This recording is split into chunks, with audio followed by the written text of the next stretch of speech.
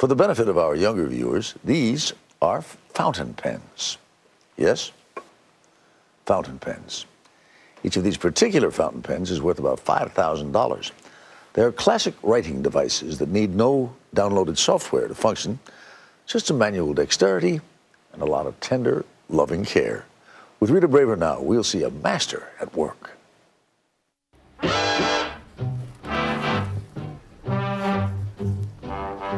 When I'm repairing grandfather's or grandmother's pen, I'm basically giving back a piece of their heritage to the owners.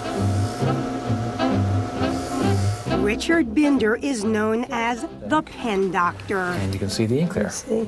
Once a developer of high-tech computer software, he now rescues low-tech tools of communication, working in his New Hampshire studio. And if you look at the nib... Oh, it's already bent? It's bent. Ooh. The pen was probably dropped and came down on a desk or a floor like that.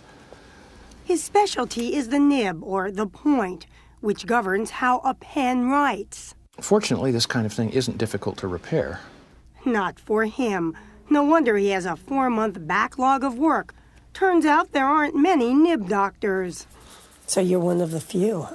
I'm one of perhaps a half a dozen in the world. So what you got? I have a Bexley fine point, and it's too broad and too wet.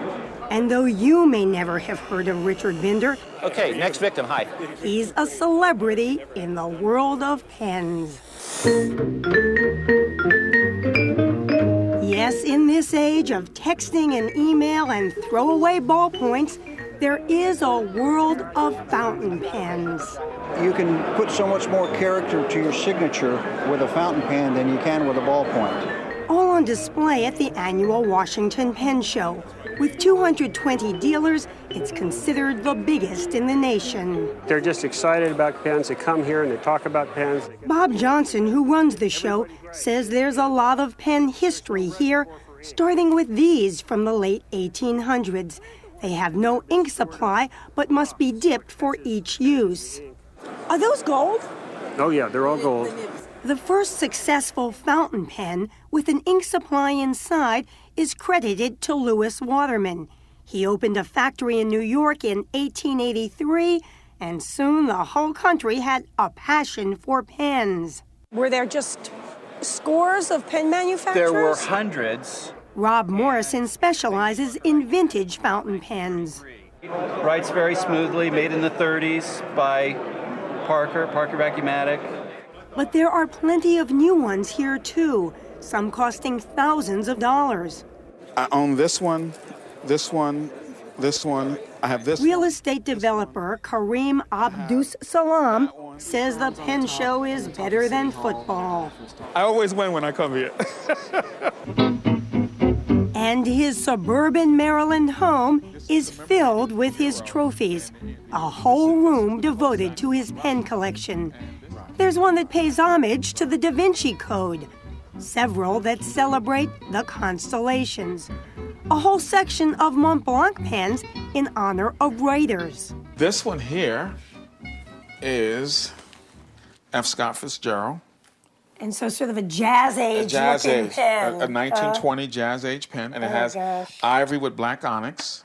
This is a 250-year-old bamboo, and it's an ebonite with a resin feed, and this pen here was about $14,000. Oh, gosh.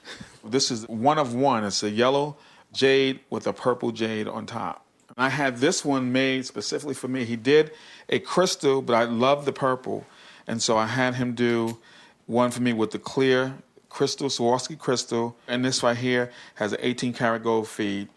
Kareem recently added up what he spent on his 400 pens. And when I saw the bottom number and it was over $500,000, I was like, what in the world did we do? But he says nothing beats the feel of a good fountain pen. And then there's the way friends react to his collection. It ranges from, you must be nuts, to, I could have found a better use of that money. And then 3 is, how do I get started? All you need is one.